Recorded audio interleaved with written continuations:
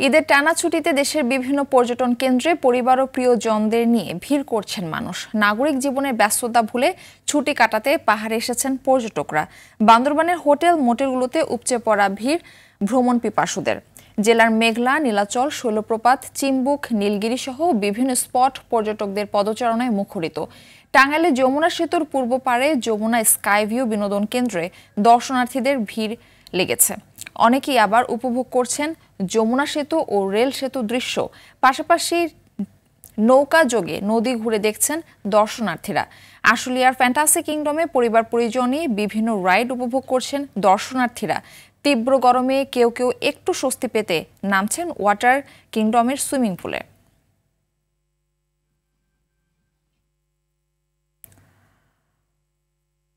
পর্যটক সমাগমের বিষয়ে জানাতে পটুয়াখালীর কুয়াকাটা থেকে আমাদের সঙ্গে সরাসরি যুক্ত হচ্ছেন সহকর্মী কাজী সাইদ। সাইদ, পর্যটকদের উপস্থিতি এবং তাদের নিরাপত্তার বিষয়ে আমাদের বিস্তারিত জানাবেন।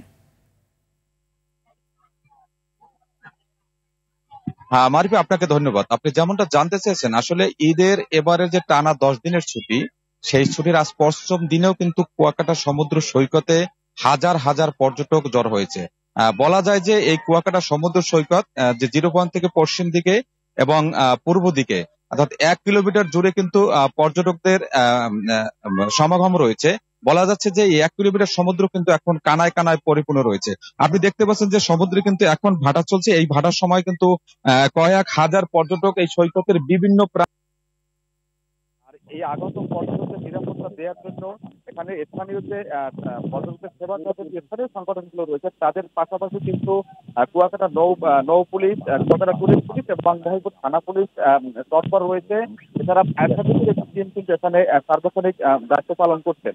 অর্থাৎ কোনো ধরনের কোনো অপ্রীতিকর ঘটনা সংবাদ পেলে তারা কিন্তু কেউ উদ্ধার করতে পারে সেভাবে। আরেকটি বিষয় বলে রাখি, আজকে কিন্তু কুয়াকাটা এই যে হোটেল মোটেল রয়েছে 2 শতাধিক হোটেলগুলো কিন্তু এখানে কানায় কানায় পরিপূর্ণ, অর্থাৎ শতভাগ পক্ষ কিন্তু হোটেলের বুকিং রয়েছে, এমনটা জানিয়েছেন আমার থেকে হোটেল মোটেল মালিক সমিতির পক্ষ থেকে। আর এছাড়া স্থানীয় যে সংগঠনগুলো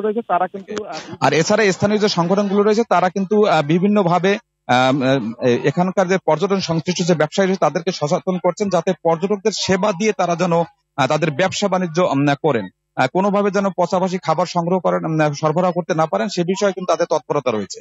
মারফি, বলা যায় যে ঈদ আনন্দ উপভোগ করার জন্য কুয়াকাটা সমুদ্র সৈকতে যারা বেড়াতে এসেছেন তারা কিন্তু শান্তিপূর্ণভাবে তাদের সে আনন্দ উপভোগ করতে পারছেন। মারফি, এই ছিল কুয়াকাটা সমুদ্র সৈকত থেকে ঈদের 5ম দিনের পর্যটক সমাগমের সর্বশেষ খবর আমার কাছে। ধন্যবাদ আপনাকে।